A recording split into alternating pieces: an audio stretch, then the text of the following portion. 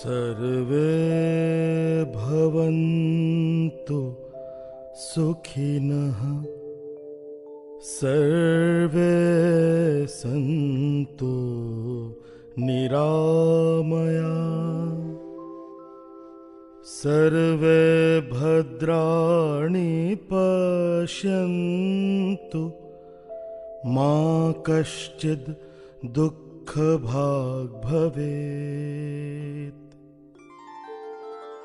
अगले 50 सालों तक अपने सारे देवी देवताओं को उठाकर ताक पर रख दो। हमारा राष्ट्र ही हमारा देवता हो। पूजा करें हम अपनी मातृभूमि की, सेवा करें अपने देशवासियों की। उठो, जागो और तब तक कर्म करो जब तक लक्ष्य की प्राप्ति न हो। क्या था वो? गुरु का आशीर्वाद या उनकी प्रेरणा और शक्ति जिसने मेरे रोम रोम में तेज भर दिया था? वरना मैं था क्या? एक पढ़ा लिखा नौजवान, हर एक बात को वैज्ञानिक तरीके से सोचने वाले मुझ अहंकारी का गर्व उस दिन चूर हुआ था जब मेरे गुरु ने अपनी शक्ति से मुझे यह समझा दिया कि विज्ञान जहां खत्म होता है, आध्यात्म वहां से शुरू होता है। नरेंद्र नाथ दत्त, ये था मेरा नाम। जन्म 12 जनवरी 1863। पिता थे विश्वनाथ दत्त और मां थी भुवनेश्वरी देवी। और मैं था एक पत्थर। पारस रूपी गुरुदेव रामकृष्ण परमहंस ने मुझको छुआ तो फिर सच्ची जानो चमत्कार ही हुआ। तो शुरू करता हूं ऐसे कि बचपन बीता कैसे। पिताजी थे वकील, कैलकाटा हाई कोर्ट के अटर्नी, अंग्रेजी फारसी संस्कृत के विद्वान, दानी स्वभाव, संगीत रसिक थे मेरे बाबा। बचपन से ही घर में सुरीला माहौल था। हर एक शनिवार रविवार को घर में गाने बजाने की महफिलें हुआ करती थीं। और मां तेजस्विनी। आज मैं जो कुछ भी हूं वो उनके ही संस्कारों का फल है। भारत मातृशक्ति का देश है, तभी तो मां के जितने रूपों की पूजा यहां होती है और कहीं भी नहीं। तो 2 बहनों के जन्म के बाद पुत्र जन्म की कामना से मेरी मां ने बनारस के वीरेश्वर शिव मंदिर की मन्नत की। बनारस में रहने वाली अपनी एक सहेली को लिखा कि हर दिन जाकर के वीरेश्वर शिव का जलाभिषेक करें। तभी तो मेरे बचपन की शैतानियों से तंग आकर के वो कहा करती थी, हे भगवान, हे भोलानाथ, तुम्हारे पास से मांगा था एक पूत और तुमने भेज दिया अपने अनुचरों में से ये भूत। डम डम डमरू, ओ डम डम डमरू बजावेला हमार जोगिया। ओ डम डम डमरू, ओ डम डम डमरू बजावेला हमार जोगिया। ओ डम डम डमरू, डमक डम डमरू बजावेला हमार जोगिया। डम डम डमरू, ओ डम डम डमरू बजावेला हमार जोगिया।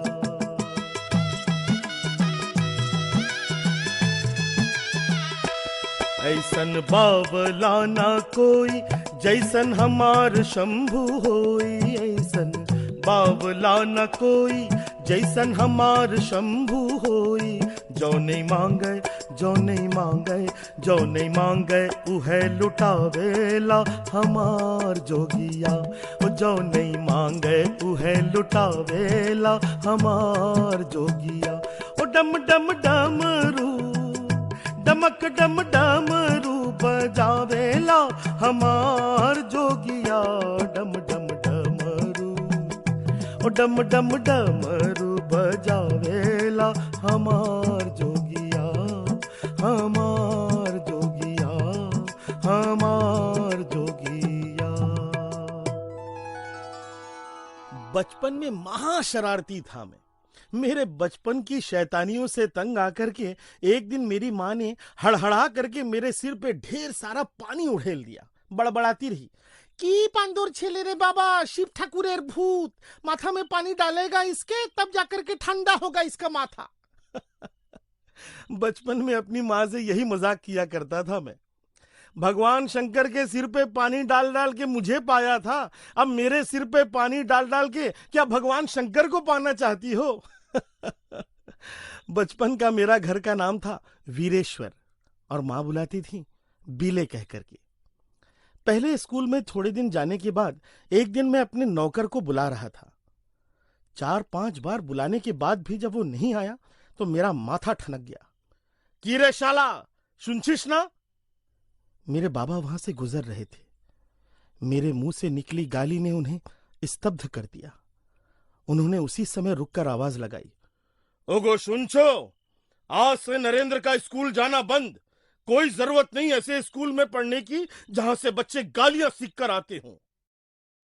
कुछ दिनों बाद बाबा ने घर पर ही दूसरे बच्चों के साथ पढ़ाने की व्यवस्था कर दी।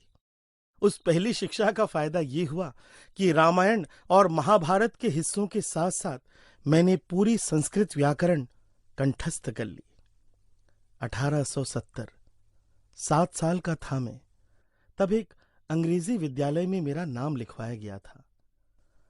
पर जब भी मुझे समय मिलता मैं खिड़की से झांककर गली से गुजरते सन्यासियों और भिखारियों को निहारता रहता।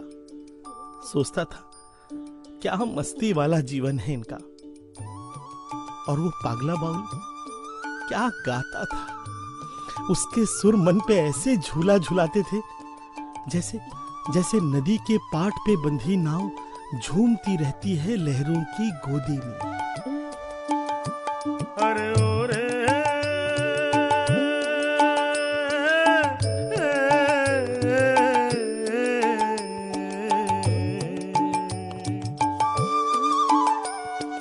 कोन गेरा मेर माझी तुमी कोन गेरा में जाओ এই না ঘাটের বকুল তলায় বাঁধো তোমার নাও রে মাঝি বাঁধো তোমার নাও।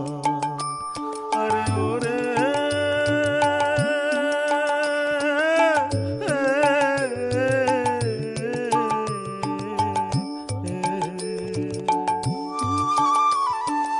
ঘরে আসে পুতির মালা রাঙা কাচের চুড়ি আর মিঠা গাছের কামরাঙ্গাতে ভৈরা রাখছি ঝুড়ি।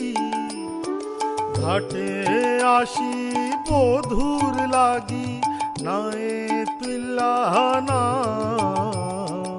এই না ঘাটের বকুল তলায় বাঁধো তোমার নাও রে মাঝি बांधो तुम्हार नाम।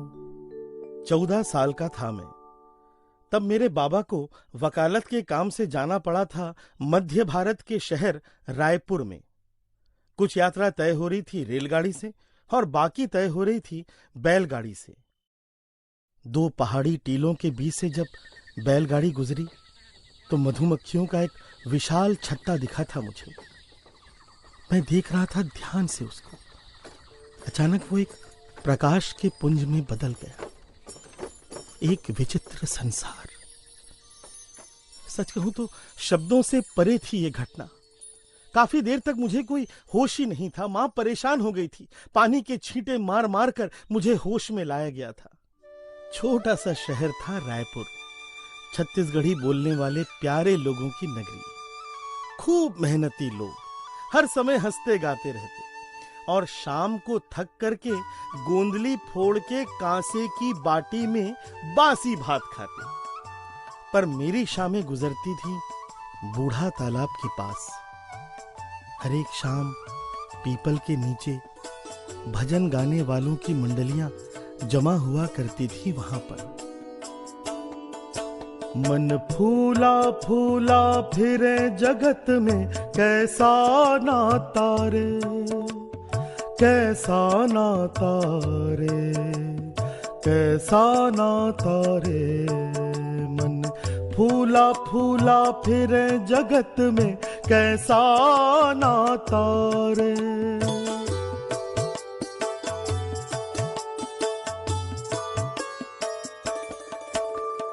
हाड़ जरे जो लाकड़ी जरे जस घासा रे, हाड़ जरे जो लाकड़ी को, केस जरे जस घासा रे। सोना ऐसी काया जरी गई, सोना ऐसी काया जरी गई, कोई ना आयो पासा रे। मन फूला फूला फिरे जगत में, कैसा नाता रे, कैसा नाता रे, कैसा नाता रे। उसके बाद हम लोग लौटकर आ गए थे कलकत्ता। हाई स्कूल की परीक्षा फर्स्ट क्लास में पास करने के बाद मैंने दाखिला लिया था प्रेसिडेंसी कॉलेज में। कलकत्ता उस वक्त बहुत खूबसूरत शहर था। नारियल, सुपारी और खजूर के पेड़ों से आच्छादित, छोटे छोटे पोखरों से पटा मेरा कोलकाता। टमटम और ट्राम को खींचते घोड़े, हाथ रिक्शा और कभी कभी गुजरने वाली फिरंगी साहबों की मोटर गाड़ियां। पर सबसे खूबसूरत थी हमारी कॉलेज स्ट्रीट। खूब चहल पहल होती थी वहां पर।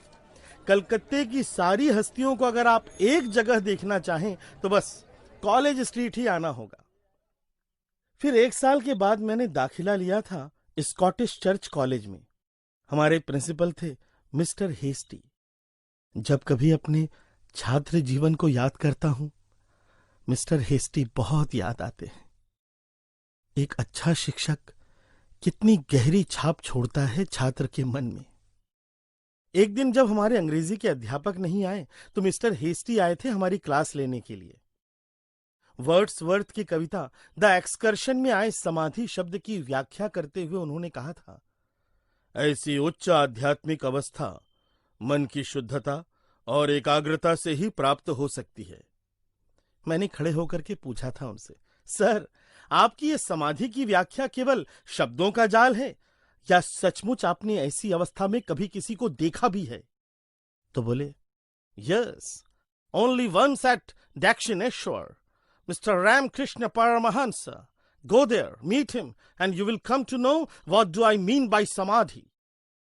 ये नाम कौंधा था मन में, रामकृष्ण परमहंस।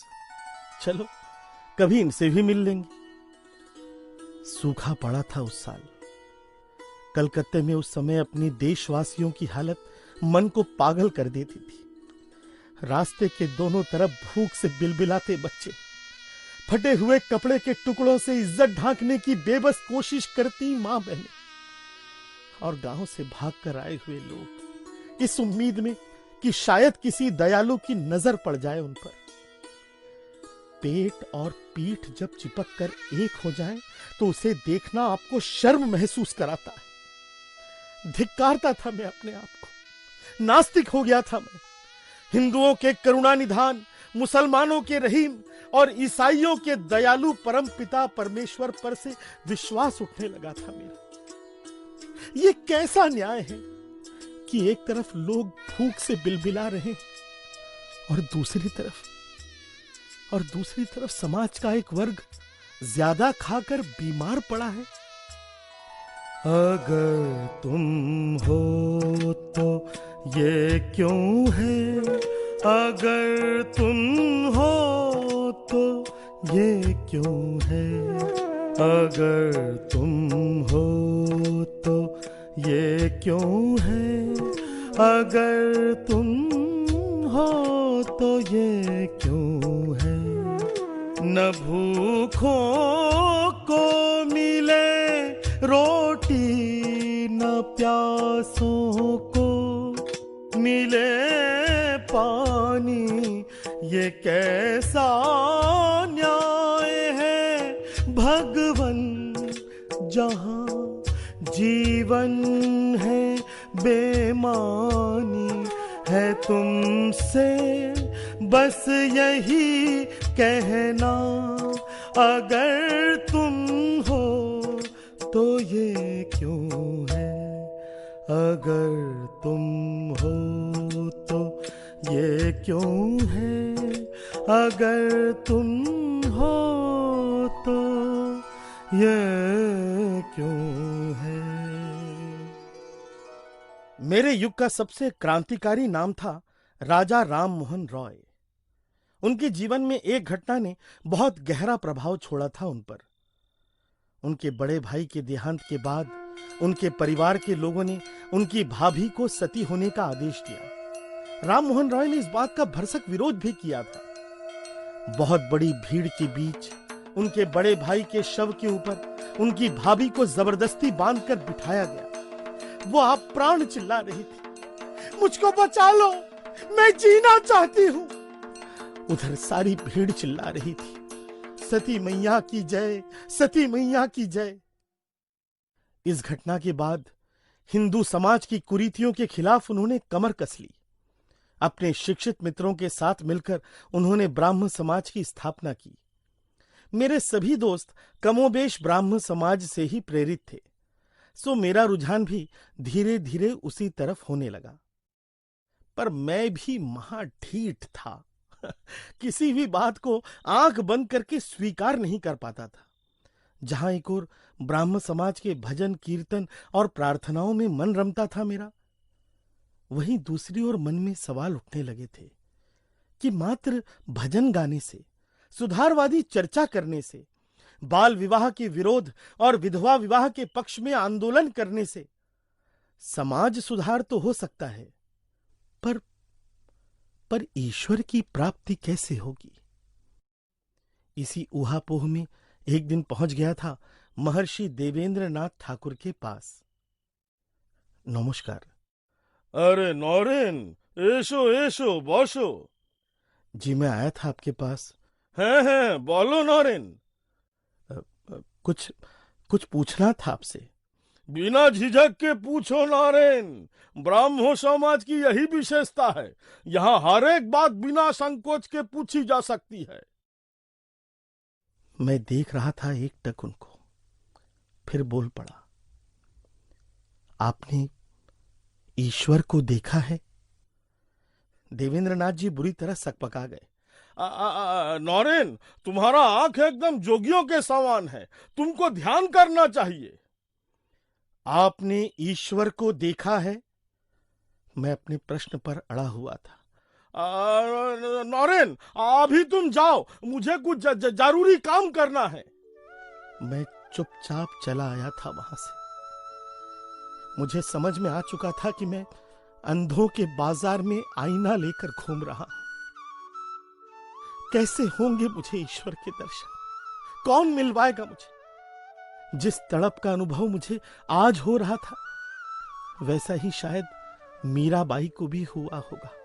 तभी तो उन्होंने भी गाया था, दरस बिन दुखण लागे नैन, दरस बिन दुखण लागे नैन। जब से तुम बिछड़े प्रभु मोरे, जब से तुम बिछड़े प्रभु मोरे, कबहु न पायो चैन, दरस बिन दुखण लागे नैन। एक दिन माँ ने मुझे आवाज लगाई, ए नौरेन, जा बाबा उमा दीदीर बाड़ी एट्टू होए आए। क्या काम है माँ? ए आलू पोस्तो बनाया है आज, बहुत पसंद है उसको, एक कटोरी देके आजा। और हाँ, वो रामचंद्र मामा है ना, उनसे जाकर के कहना कि बाबा ने बुलाया है।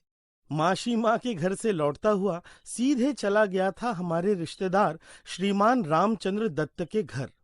दादू से मेरी खूब पटती थी, कम से कम वो मुझे दूसरों की तरह बच्चा नहीं समझते थे। फिर उस समय मेरी दिमागी हालत ऐसी थी कि हर एक बात में आध्यात्मिक चर्चा आ ही जाती थी। दादू मेरी व्याकुलता भांप गए थे शायद। तो हमारे नौरेन बाबू आजकल ईश्वर दर्शन करने की इच्छा रखते हैं। दादू देखिए, मजाक मत उड़ाइए मेरा। नहीं नहीं नहीं, मजाक नहीं उड़ा रहा हूं रे, मैं तो तेरी पात्रता को आंक रहा हूं। क्या बोल रहे हैं दादू? आप मुझसे ये पहेलियों वाली भाषा में बात मत करिए। नहीं नहीं, मैं बोल रहा हूं कि मैं तुझको तौल रहा हूं। तू जो ईश्वर दर्शन करने की इच्छा रखता है ना, तू उसके योग्य है भी कि नहीं? क्यों? ईश्वर के दर्शन करने के लिए योग्यता की क्या जरूरत? जरूरत है रे। हीरे की कीमत जौहरी ही लगा सकता है, पर लगता है कि तू भी पाकर के ही रहेगा ईश्वर को। क्या दादू, आप जानते हैं किसी को जिसने जिसने ईश्वर को देखा हो? देखा है बाबा, देखा है। कौन है दादू, बताइए ना। उनका नाम है क्या दादू? उनका नाम है रामकृष्ण परमहंस। दक्षिणेश्वर के काली मंदिर के पुजारी हैं। वो ही मिलवा सकते हैं तुमको तुम्हारे ईश्वर से। चौंका था मैं। रामकृष्ण परमहंस, यही नाम तो लिया था मिस्टर हेस्टी ने। ए नौरेन, किधर खो गया रे? अरे हाँ, सुन सुन सुन, वो सुरेन बाबू के घर में आज तेरे को गाना गाने के लिए आना है, शाम को 8 बजे। कौन सुरेन बाबू? अरे वो शिबुलिया वाले सुरेंद्रनाथ मित्रो। आज उनके यहाँ जो भजन गाने के लिए आने वाला था, उसका गला खराब हो गया है। मैं बोल दिया हूँ, मैं नौरेन को लेकर के आ जाऊंगा। शाम को 8 बजे से भजन कीर्तन है वहां पर, वो भी आने वाले हैं। वो कौन दादू? तुम्हारे पागलपन का दावा, एक और पागल, रामकृष्ण परमहंस। शाम को 8 बजे से भजन कीर्तन है वहां पर। मैं जब वहां पहुंचा तो दादू मेरा हाथ पकड़कर मुझे घसीटते हुए अंदर ले गए। एक बूढ़े की ओर इशारा करके बोले, ओई देख तोर पागला बूढ़ो। मैं देख रहा था ध्यान से उनको। दुबला पतला शरीर, मैले कुचैले कपड़े, अधकचरी दाढ़ी, आंख बंद करके भजन सुन रहे हैं। मेरे मन में सवाल उठने लगे। इस बूढ़े ने ईश्वर को देखा होगा। इसने? हाँ, जरूर कोई नकली साधु होगा। तभी अचानक उनकी नजर मुझसे मिली तो मैं बुरी तरह सकपका गया। मैंने अपनी नजर इधर उधर फेर ली। थोड़ी देर बाद जब फिर उधर नजर गई तो वो मुझे देखकर मुस्कुरा रहे थे। बोले, आ गए तुम? सुरेन बाबू छूटते ही बोल पड़े, बाबा, नौरेन खूब भालो गान गाए, बहुत अच्छा गाता है ये। तो बोले, नरेंद्र है, नरों में इंद्र, अच्छा तो गाएगा ही।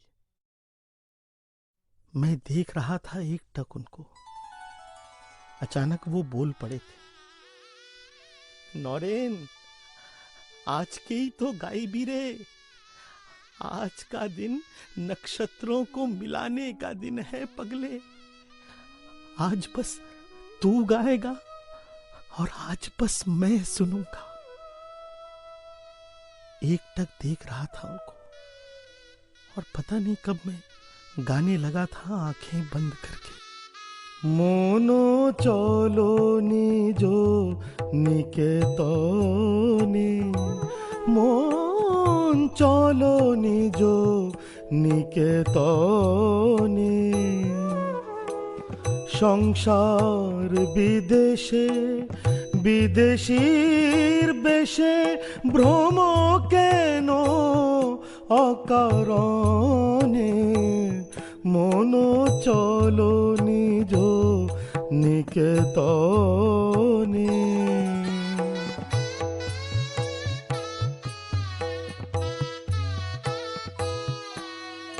সত্য পথে মন করো আরোহণ, প্রেমের আলো জালি চলো অনুক্ষণ। পথেতে সম্বল রাখো পুণ্য ধন গোপনে, অতি যতনে। মন চলো নিজ নিকেতনে, মন চলো নিজ निकेतने। जाते हुए वो मेरे पास आए, मेरा हाथ पकड़कर बोले, तू दक्षिणेश्वर आएगा ना? जरूर आना, ठीक तो? मेरे मुंह से हां ना कुछ भी नहीं निकला। वो चले गए। मैं ठहर गया। वो उन्मुक्त नदी की धार से बह निकले। मैं मझधार के भंवर सा वहीं धंस गया। बाद में जब अपने ब्राह्म समाजी दोस्तों को मैंने ये घटना सुनाई तो उन लोगों ने मेरा बहुत मजाक उड़ाया। नरेंद्र, चलो तुम्हारे उस ढोंगी की पोल खोलते हैं आज। दूसरा बोला, अरे ऐसे नौटंकी करने वाले बुढ़ऊ बहुत देखे। भगवान को देखा है। पोंगा पंडित है, पोंगा पंडित। हम लोग जाकर के 4 सवाल पूछेंगे ना बुढ़े से तो कल ही खुल जाएगी उसकी। हम लोग जब दक्षिणेश्वर पहुंचे तो रमाकांत ने वहां काम कर रहे माली से कहा, ऐ, तुम्हारा रामकृष्ण मशाई को जाकर के बोल दो, बोलना नरेंद्र आया है। हम लोग वहीं खड़े खड़े उनकी प्रतीक्षा करने लगे। अचानक अंदर से मानो एक आंधी के समान वो आए। हाँफ रहे थे उत्तेजना में। नौरेन, अरे मेरा नौरेन, इतने दिनों के बाद आया है तू। बड़ा निष्ठुर है रे, इसलिए तो इतनी प्रतीक्षा करवाई है तूने। इन विषयी लोगों की बातें सुन सुन करके मेरे कान जल रहे हैं। चल चल चल अंदर चल, तेरे साथ बहुत सारी बातें करनी है। जैसे आए थे वैसे ही पागलों की तरह मेरा हाथ पकड़कर मुझे घसीटते हुए अंदर ले गए। अंदर के कमरे में बहुत सारे लोग बैठे हुए थे। मुझे दिखाकर कहने लगे, देखो कैसा दीप्तमान है ये, मां सरस्वती की कृपा है इसके ऊपर। फिर मेरी ओर मुड़कर बोले, अच्छा क्या क्या सोने के पहले तुझको कोई ज्योति दिखाई देती है? मैंने कहा हां। तो बोले, मिल रहा है, सब मिल रहा है। ये ध्यान सिद्ध है, जन्म से ध्यान सिद्ध। मैंने कठोरता से पूछा था उनसे, महाराज आपने ईश्वर को देखा है? तो बोले, हाँ रे, जैसे तुझे देख रहा हूं ना वैसे ही देखा है, बल्कि इससे भी साफ। ईश्वर को देखा जा सकता है पर उनको देखना कौन चाहता है? लोग तो धन दौलत चाहते हैं, बीबी बच्चों को चाहते हैं, उनके लिए आंसू बहाते हैं। ईश्वर के दर्शन नहीं हुए इसके लिए कौन रोता है रे? मैं अवाक देख रहा था उनको। जीवन में पहला व्यक्ति मिला था जो ईश्वर दर्शन का दावा कर रहा था। मेरे ब्राह्म समाजी संस्कारों ने मुझे निर्गुण उपासना सिखाई थी और ये पागल बूढ़ा कहता है कि मां काली की पत्थर की मूर्ति इन्हें दर्शन देती है, इनके साथ बातें करती है। वहां से जब घर लौटा तो मन में एक अजीब सा झंझावात चल रहा था। निरगुण निराकार, निरगुण निराकार, बस कहीं आधार। निर्गुण निराकार, निर्गुण निराकार, सगुण साकार, सगुण साकार, अंत में काकार। निर्गुण निराकार, निराकार, निराकार।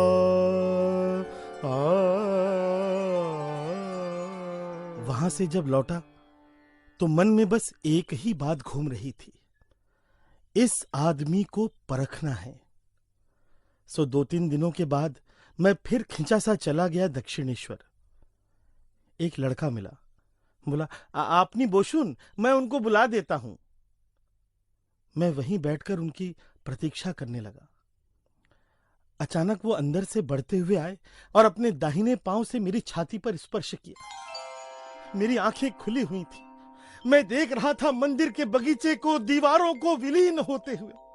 ऐसा लगा जैसे मेरी मौत बहुत करीब आ गई हो मुझसे। डर के मारे चिल्ला उठा था मैं, अरे ये क्या किया आपने? मेरे घर में मेरे माँ बाप भाई बहन हैं। तो हंसने लगे। मेरी छाती पर हाथ रखकर मुझे सामान्य किया। बोले, अच्छा अभी इतना ही, समय आने पर सब होगा। मेरा वैज्ञानिक मन इसे समझ नहीं पा रहा था। क्या हो जाता है मुझे? क्यों इस आदमी के सामने सम्मोहित हो जाता हूं मैं? लगता था कि जरूर ये कोई जादूगर है। खैर, अगर ये कोई जादूगर है तो इसकी पोल भी मेरे ही हाथों खुलेगी। तीसरी बार जब पहुंचा तो वो मुझे अपने साथ लेकर बगीचे में चले गए। काफी देर तक मुझसे बातें करते रहे। फिर उन्होंने मेरे सिर पर अपना हाथ रखा तो मैं दोबारा बेहोश हो गया। मैं समझ नहीं पा रहा था इसे, क्यों इस आदमी के सामने परवश हो जाता हूं मैं। और ऐसा भी नहीं कि कोई भारी सा लगता हो, बल्कि हर बार परम आनंद में डूब जाता हूं मैं। प्रश्नों के जाल से घिरने लगा था। कौन है वो जिसकी रचना है ये संसार, जिसने सुंदर कुरूप, धनी निर्धन, जड़ चेतन सबकी रचना की और खुद छुप के रहता है, मानो चुनौती दे रहा हो कि खोजी हो तो खोज ले। मैं नहीं, मेरा नहीं ये तन किसी का है दिया। मैं नहीं, मेरा नहीं ये तन किसी का है दिया। जो भी अपने पास है, जो भी अपने पास है, वो धन किसी का है दिया। मैं नहीं, मेरा नहीं ये तन किसी का है दिया।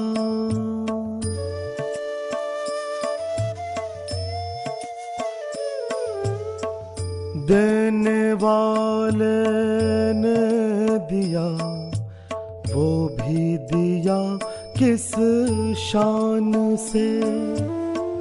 मेरा है ये लेने वाला, कह उठा अभिमान से।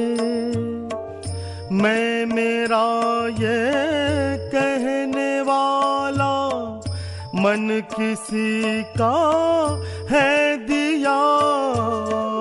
मैं नहीं, मेरा नहीं ये तन किसी का है दिया।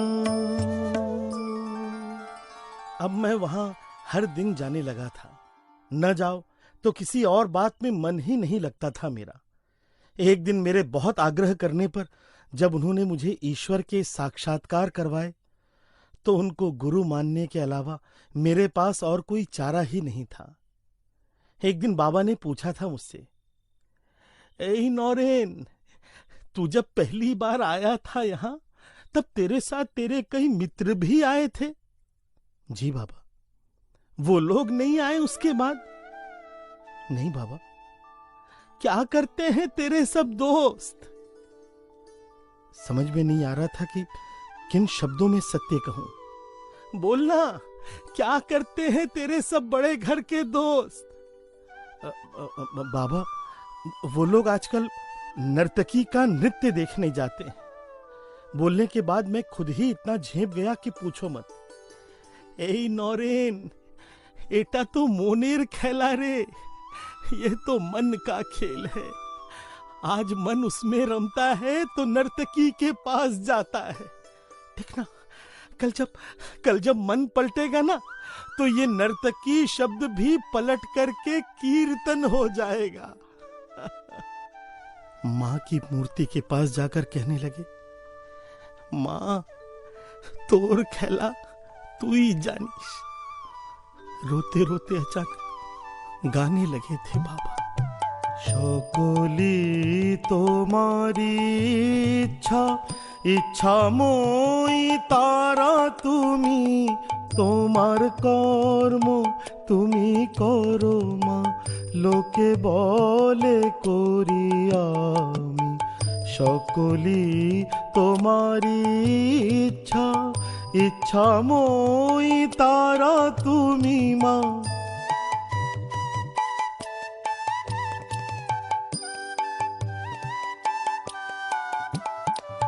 আমি যন্ত্র তুমি যন্ত্রী, আমি ঘর তুমি ঘরণী, আমি রথ তুমি রথী, যেমন চালাও তেমনি চলি, সকলি তোমাरी इच्छा। वो 5 वर्ष कितने आनंद से बीते थे आपको बता नहीं सकता कि तभी अचानक मेरे पिताजी का स्वर्गवास हो गया। संकट के ऐसे बादल घिरे थे हम पर कि बस पागल होना ही बाकी था। संपन्न कहलाने वाला हमारा वो घर देखते ही देखते अभाव से ग्रस्त हो गया। एक दिन मां ने भी झल्ला करके कही दिया, बहुत भगवान भगवान करता है ना, इसलिए तो दर दर की ठोकरें खाने वाली हालत हो गई है हमारी। गुस्से में चला गया बाबा के पास। मैं हार गया बाबा, आप मां काली से कह करके मेरे घर का अभाव दूर करवा दीजिए। मैं क्यों बोलूंगा, तू ही जाकर मांग ले। आज मंगल का दिन है, मां का दिन, जा जा जा, जो मांगेगा सब मिलेगा। मैं मंदिर के अंदर गया, मुख से निकला, मां मुझे भक्ति दो, ज्ञान दो, और बाहर आ गया। बाबा ने पूछा, क्या रे, क्या मांगा मां से, धन मांगा? नहीं बाबा। जा जा जा, फिर से जा।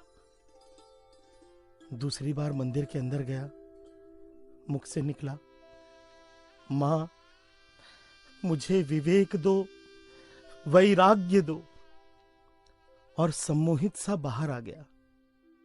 क्या रे, मां से घर का अभाव दूर करने का वर मांगा? नहीं बाबा।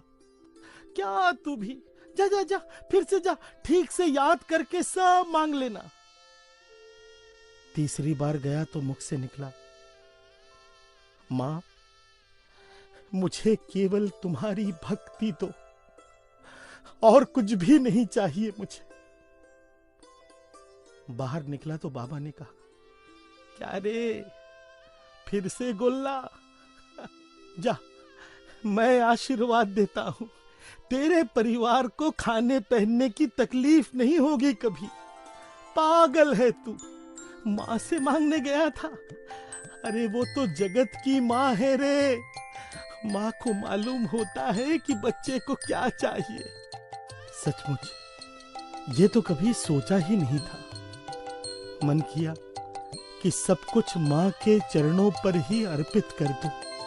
जैसे नैनों में ज्योति और सीप में मोती, वैसे मां के चरणों में थोड़ी जगह मेरी होती। जैसे नैनों में ज्योति और सीप में मोती, वैसे मां के चरणों में थोड़ी जगह मेरी होती।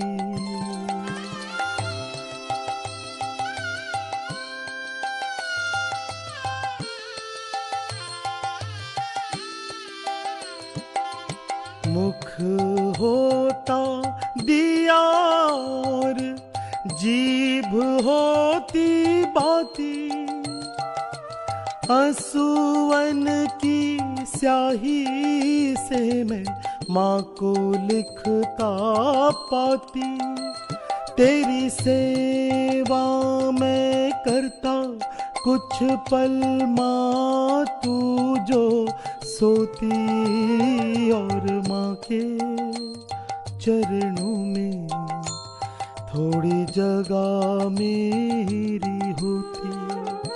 जैसे नैनों में ज्योति और सीप में मोती, वैसे माँ के चरणों में थोड़ी जगह मेरी होती।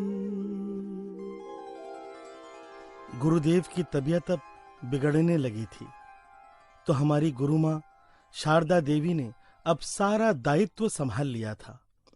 स्नेह और करुणा की प्रतिमूर्ति थी मां शारदा। एक दिन मैंने पूछा था बाबा से, बाबा, आपने तो इस्लाम कबूल किया, ईसाई धर्म में दीक्षित हुए और हिंदू धर्म की बात भी करते हैं। तो बोले, जो तो मौत तो पौत, जितने मत हैं उतने ही पथ हैं। मैं देखना चाहता था सबको, अब देख लिया कि सारे रास्ते उसी शक्ति की ओर जाते हैं।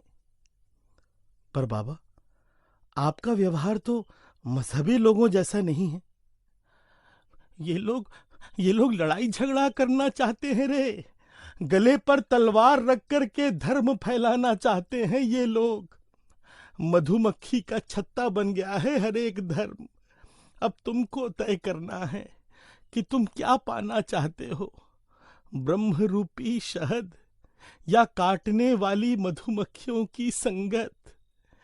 नौरेन, नाव है जीव और पानी है माया।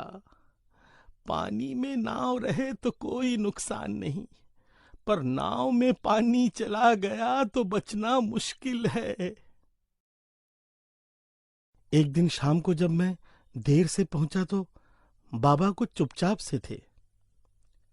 मैंने कहा, बाबा कुछ बोलेंगे नहीं, नाराज हैं मुझसे?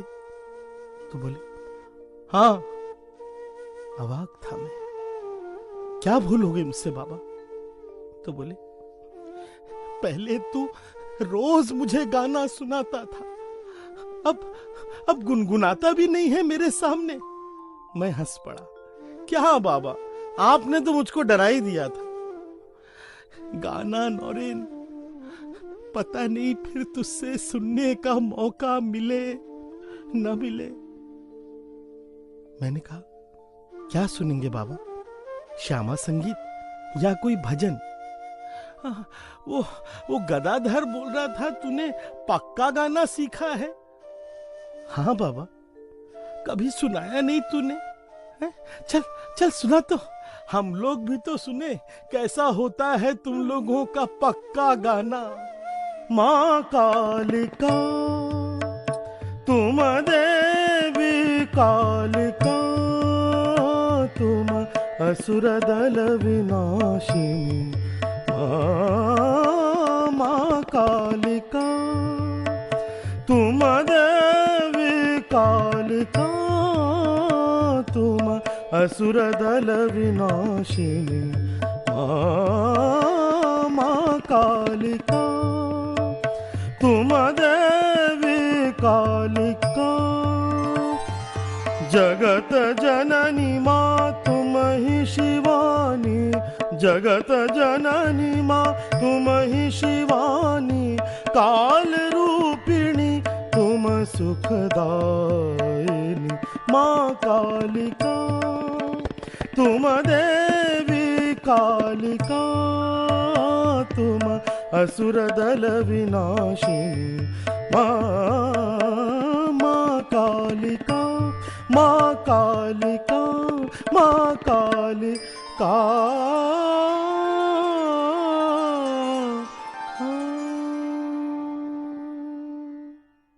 गुरुदेव की तबीयत अब काफी बिगड़ चुकी थी।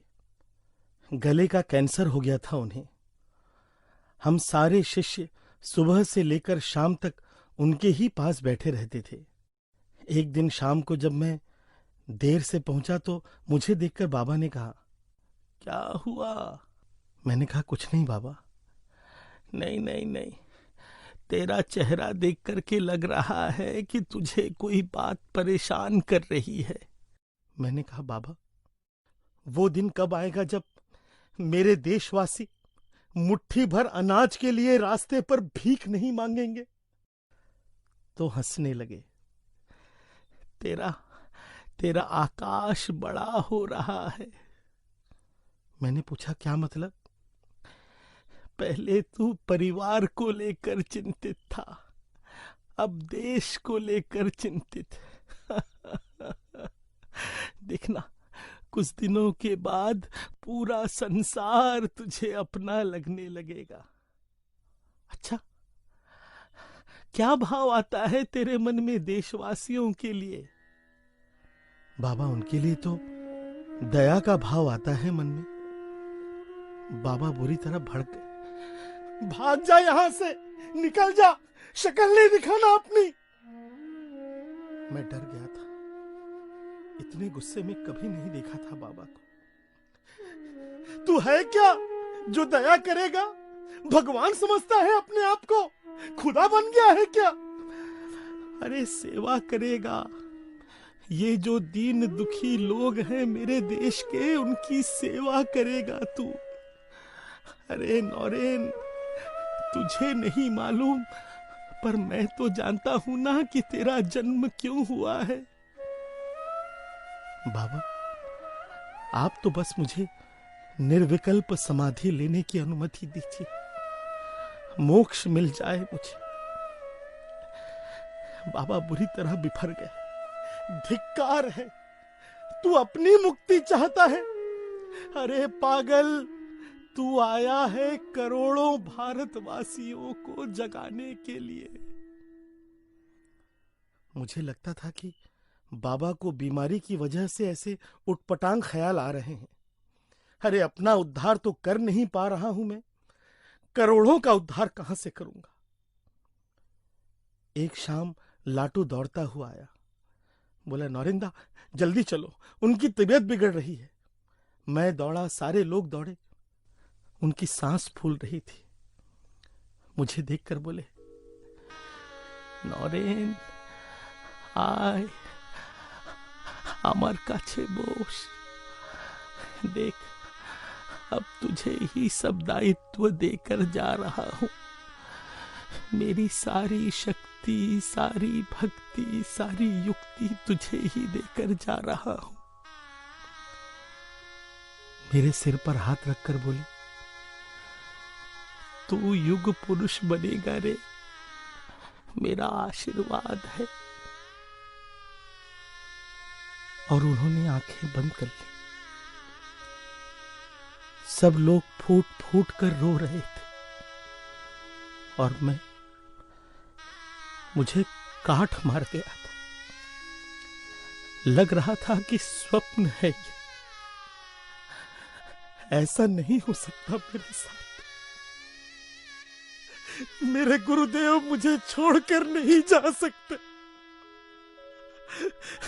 मन कर रहा था कि पांव पकड़ करके रोक लूं उनको।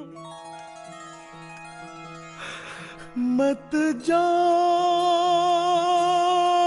जोगी,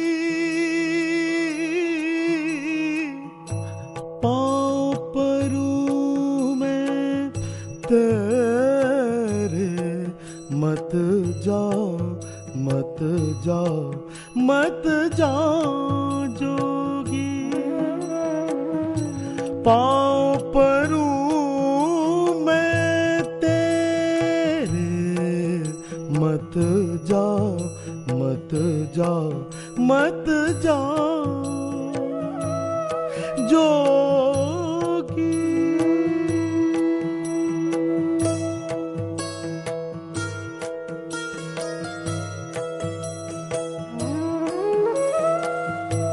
मीरा के प्रभु गिरिधर नागर, मीरा के प्रभु गिरिधर नागर।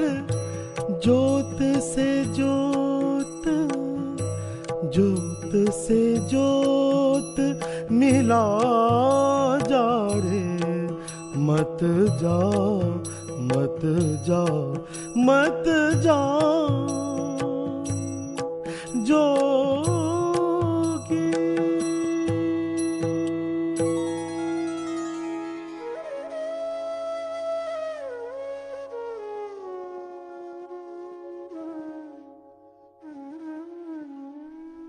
गुरुदेव के जाने के बाद अब गुरु मां शारदा देवी ही हमारा एकमात्र आश्रय थी। एक भूतहा कहलाने वाला मकान किराए पर लेकर मैं अपने गुरु बंधुओं के साथ साधना के क्रम में जुट गया। दिन भर ध्यान, चर्चा और मस्ती में भजन गाना, यही दिनचर्या थी। बहुत स्वादिष्ट भोजन करते थे हम लोग। जानना चाहते हैं? उसना चावल, नीम के पत्ते और नमक। अरे भूख ही किसको लगती थी जब चर्चा हो रही हो अरस्तु, Plato, Madhvacharya, Shankaracharya, Ramanujacharya, Jesus Christ, Buddha और महावीर जैसे महापुरुषों के दर्शन की। एक दिन गुरुदेव ने स्वप्न में दर्शन दिए। कहने लगे, ए नौरेन, कुएं में रहने वाला मेंढक मत बन, पंख फैलाकर हंस बन जा। अरे भारत के कोने कोने में ज्ञानी बसते हैं, सबसे मिलेगा तभी तो तेरा अंतर कमल खिलेगा रे। गुरु मां के पास गया, बोला, मां मुझे अनुमति दो, मैं परिव्राजक बनकर भारत भ्रमण करना चाहता हूं। तो बोली, मेरा आशीर्वाद तो सदा तेरे साथ है रे, पर परिवार में जाकर के मां से भी अनुमति ले ले। मैंने कहा, अब तो सारा संसार ही मेरा परिवार है और तुम ही मेरी एकमात्र मां हो। बाहर निकला तो एक पुराना ब्राह्मण समाजी दोस्त मिल गया। कहने लगा, Narendra, we all friends are very annoyed with you. क्यों इन गेरुआधारी सन्यासियों के साथ रहकर के अपनी जिंदगी बर्बाद कर रहे हो? मैंने कहा, अब ये निर्णय तो समय को ही लेने दो कि कौन सही था और कौन गलत। मस्ती में गुनगुनाता हुआ आगे बढ़ने लगा था मैं। मुझे है काम ईश्वर से, जगत रूठे तो रूठन दे। मुझे है काम ईश्वर से, जगत रूठे तो रूठन दे। जगत रूठे तो रूठन दे, जगत रूठे तो रूठन दे।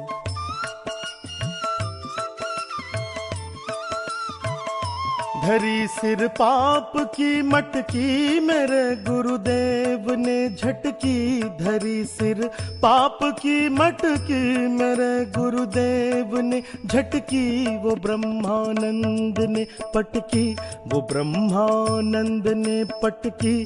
अगर फूटे तो फूटन दे। मुझे है काम ईश्वर से, जगत रूठे तो रूठन दे।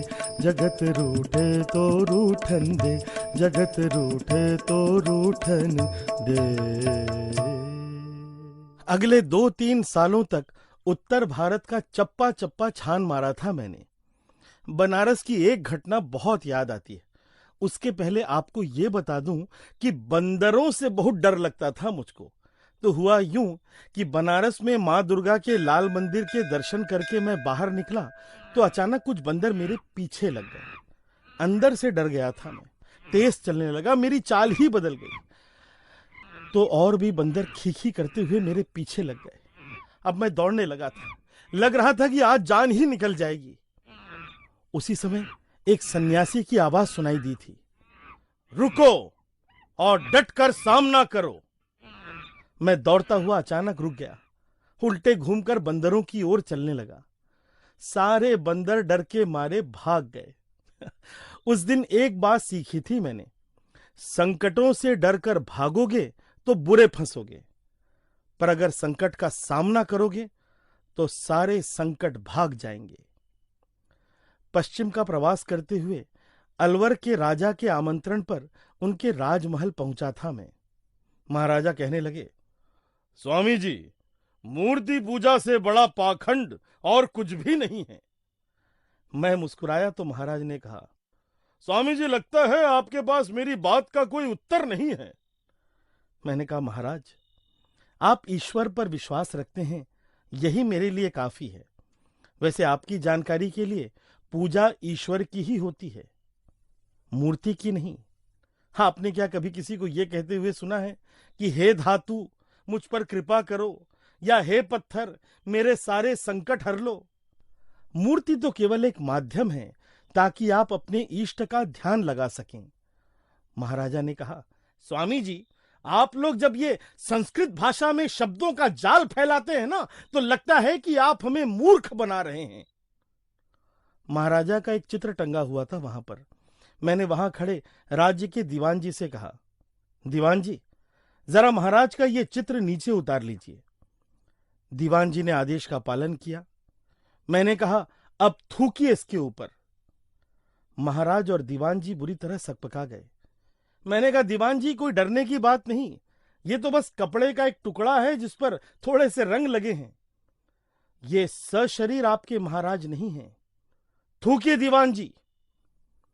दीवान जी सर झुकाए खड़े रहे। मैंने कहा, महाराज, ये आप नहीं हैं, आपका चित्र है। फिर भी आपके प्रति सम्मान की भावना के चलते दीवान जी इसे ही आपका प्रतिरूप मान रहे हैं। मूर्ति पूजा का यही सिद्धांत है। मूर्ति केवल उस शक्ति का जिस पर आपकी आस्था है, उसके स्वरूप का आभास कराती है। और आप तो केवल मूर्ति की बात कर रहे हैं महाराज। मेरे लिए तो इस संसार का कण कण ईश्वरमय है।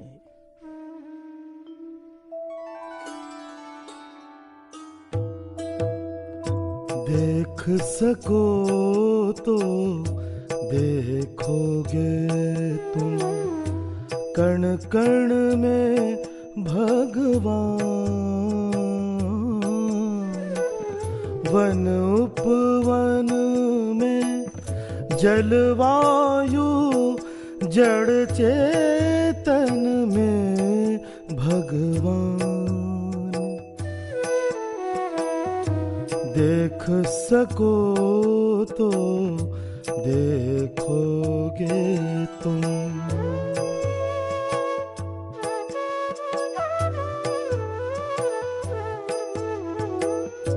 कौन हो तुम हो, आए कहाँ से और कहाँ है जाना। जिसने इसको जाना उसने सबको अपना माना। परम तत्व के ज्ञान से ही है मिट जाता अभिमान। वन उपवन में जलवायु जड़ चेतन में भगवान। देख सको तो देखोगे तुम। उसके बाद फिर अपने गुजरात प्रवास में पोरबंदर में रहा था मैं 11 महीने तक पंडित शंकर पांडुरंग शास्त्री के साथ। अतुलनीय विद्वान थे वो। संस्कृत भाषा के 4 वेदों का अनुवाद कर रहे थे। उन्होंने ही मुझे फ्रेंच भाषा सिखाई थी। कहते थे, सीख लीजिए स्वामी जी, परदेश जाएंगे तो बहुत काम आएगी फ्रेंच। वहीं पर काठियावाड़ के कुछ भक्त आए थे मुझसे मिलने के लिए। कहने लगे, स्वामी जी, तमारा जेवा विद्वाननी जरूर छे विश्व धर्म सम्मेलन मा। तमे शिकागो जई हिंदू धर्मनो मर्म समझावो। शंकर पांडुरंग जी ने कहा, स्वामी जी, ये तो बहुत अच्छी खबर है। आपको अवश्य विश्व धर्म सम्मेलन में भाग लेना चाहिए। भारत से आपके जैसा प्रतिनिधि पहुंचेगा तो अमेरिका के लोग हमारे धर्म और हमारे ज्ञान की मर्यादा को ठीक ठीक समझ पाएंगे। मैंने कहा, देखिए, जो गुरुदेव की इच्छा। वहां से फिर मैं चला गया था माउंट आबू। एक मुसलमान वकील परिवार के साथ रहा था कुछ दिन। कुछ भक्त आए, दबी आवाज में कहने लगे, स्वामी जी, आप हिंदुओं के धर्म रक्षक हैं। आप मुसलमान के घर में रहें, उनकी रसोई का पका हुआ अन्न खाएं, ये उचित नहीं। मैंने कहा, क्यों? किस शास्त्र में लिखा है कि सन्यासी को मुसलमान के घर में नहीं रुकना चाहिए या नहीं खाना चाहिए? पर स्वामी जी, मैंने कहा, अच्छा, क्या आप ये मानते हैं कि ये सारा संसार ईश्वर द्वारा ही निर्मित है? बिल्कुल स्वामी जी। तो फिर ये मुसलमान महाशय भी उनके ही बनाए हुए हैं? जी स्वामी जी। तो फिर समस्या क्या है भाई? मुसलमान भी उतना ही अंश है ईश्वर का जितने की आप हैं। पर स्वामी जी, ये मलेच्छ है। पौरा गया था मैं। मलेच्छ। जिस समय से हिंदुओं ने मलेच्छ और अछूत शब्दों का प्रयोग शुरू किया है, तब से हमारे विनाश की शुरुआत हुई है। दूसरे को नीचा दिखा करके ऊंचा उठना चाहते हैं आप। मेरा धर्म ये नहीं सिखाता मुझको। मैं नहीं मानता तुम्हारे इस छुआछूत और रसोई घर की हंडिया वाले धर्म को। कोई छोटा बड़ा नहीं है, सब उसकी संतान। कोई छोटा बड़ा नहीं है, सब उसकी संतान। सबको अपना मानो, सबको अपना मानो तो मिल जाएंगे भगवान। कोई छोटा बड़ा नहीं है, सब उसकी संतान।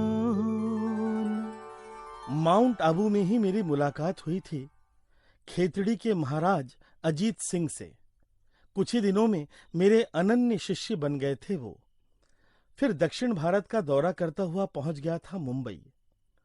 मुंबई के मेरे प्रवास में मेरी ये धारणा और भी प्रबल हुई कि भारत का शिक्षित समाज धीरे धीरे पश्चिमी प्रभाव से ग्रस्त होता जा रहा है। वहां पर एक छात्र था जो मुझसे तर्क करने लगा। This country is full of garbage. What is wrong if I follow the Europeans? They are cultured, nice.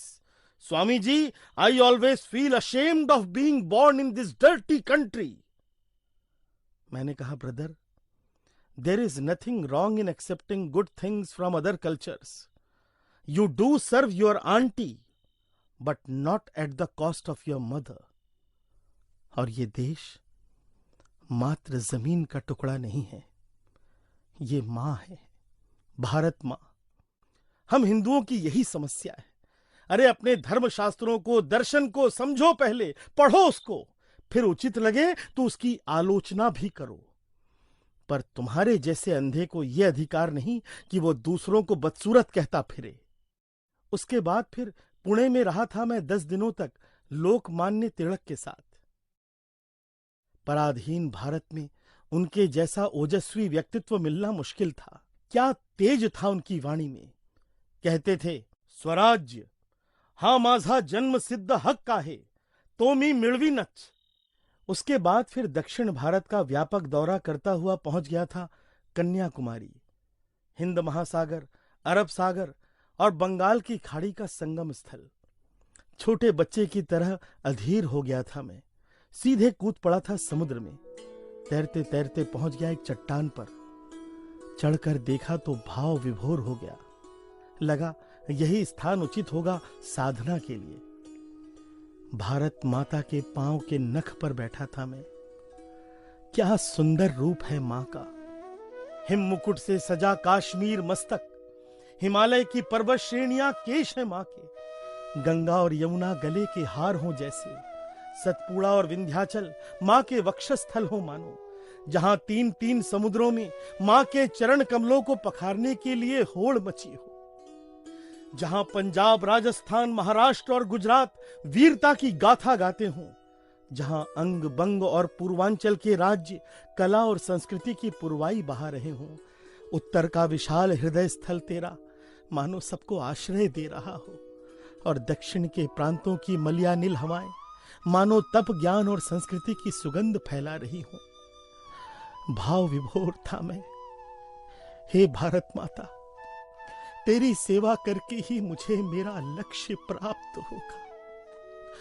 आशीष दे मां कि मैं दीन दुखी भारतवासियों के काम आ सकूं।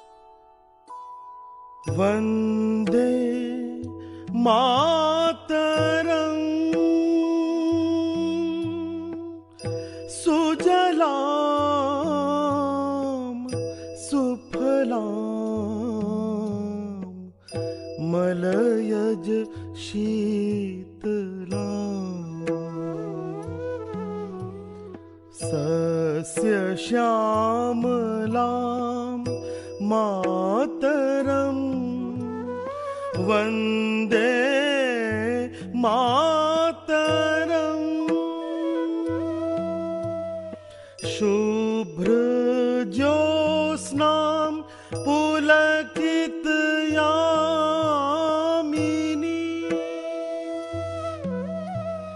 पुल्लकुसुमित द्रुमदल शोभिनी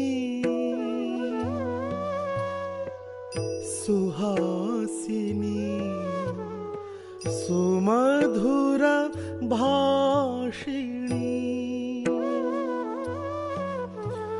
सुखदां वरदां मातरं वन्दे मातरम्।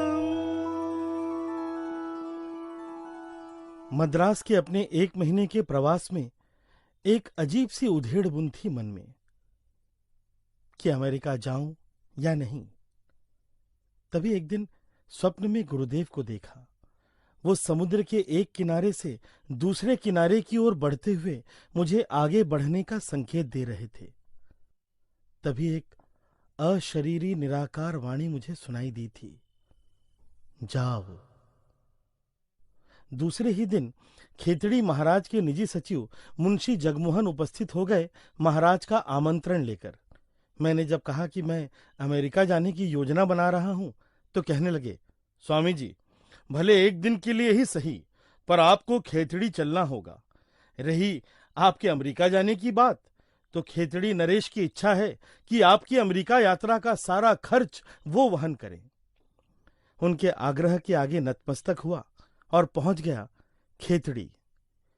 मेरी अमेरिका यात्रा की सारी योजना महाराज अजीत सिंह ने ही बनाई थी। मेरे ये वस्त्र और मेरी ये राजस्थानी पगड़ी उनकी ही देन है। एक दिन महाराज ने कहा, स्वामी जी हम लोग तो इतने दिनों से आपको केवल स्वामी जी कहकर ही बुला रहे हैं, पर एक नाम मैंने आपके लिए सोच रखा है। मैंने कहा, अच्छा क्या है भाई मेरा नाम? महाराजा ने कहा, आपका नाम होगा स्वामी विवेकानंद। मैंने कहा, ठीक है, आज से अपना नाम विवेकानंद ही बताऊंगा सबको। महाराज के पुत्र का जन्मोत्सव बड़ी धूमधाम से मनाया जा रहा था खेतड़ी में। एक दिन मैं अपने अतिथि कक्ष में विश्राम कर रहा था तो महाराज के निजी सचिव ने आकर के कहा, स्वामी जी बड़े कमरे में चलिए। मैंने कहा, कोई विशेष बात? तो बोले, महाराज के सारे मित्र आए हैं, उनसे मिलना भी हो जाएगा। मैं जब दरबार पहुंचा तो वातावरण कुछ अलग सा था। महाराजा ने कहा, स्वामी जी आज मैंने अपने सभी मित्रों को आमंत्रित किया है। आप अगर धर्म संस्कृति के विषय में कुछ कहें तो आनंद आ जाएगा। मैंने कहा, निश्चय ही। एक छोटा सा व्याख्यान खत्म करके मैं जैसे ही मुड़ा, देखा एक महिला प्रवेश कर रही थीं। काफी बनाव श्रृंगार कर रखा था, पांव में घुंघरू बंधे थे। महाराज के निजी सचिव ने खड़े होकर कहा, आप सब मुअज्जिज मेहमानों के मनोरंजन के लिए एक मशहूर तवायफ को दावत दी गई है। स्वामी जी आप भी बैठिए, नृत्य देखकर जाइएगा। ग्लानि से भर उठा था मैं। मेरे प्रवचन के बाद ये तवायफ। मैंने खड़े होकर कहा, महाराज मुझे अनुमति दें तो मैं थोड़ी देर विश्राम कर लूं। मैं अपने अतिथि कक्ष में आकर विश्राम करने लगा। उधर उस नृत्यांगना को मेरा व्यवहार बहुत बुरा लगा था। उसने गाना शुरू किया। उसका मर्मस्पर्शी स्वर मेरे हृदय को चीरता हुआ प्रवेश कर रहा था। सूरदास जी का वो भजन मैं बहुत बार सुन चुका था, पर आज मानो उसके अर्थ की एक एक परत मेरे सामने खुलकर आ रही थी। प्रभु मोरे अवगुण चित ना धरू। प्रभु मोरे अवगुण चित ना धरो।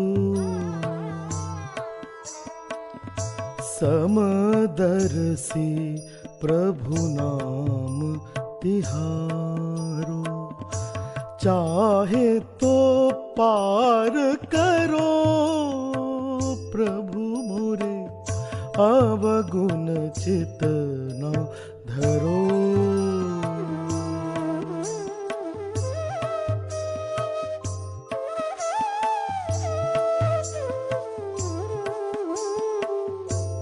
एक लोहा पूजा में राखत, एक घर बधिक परो।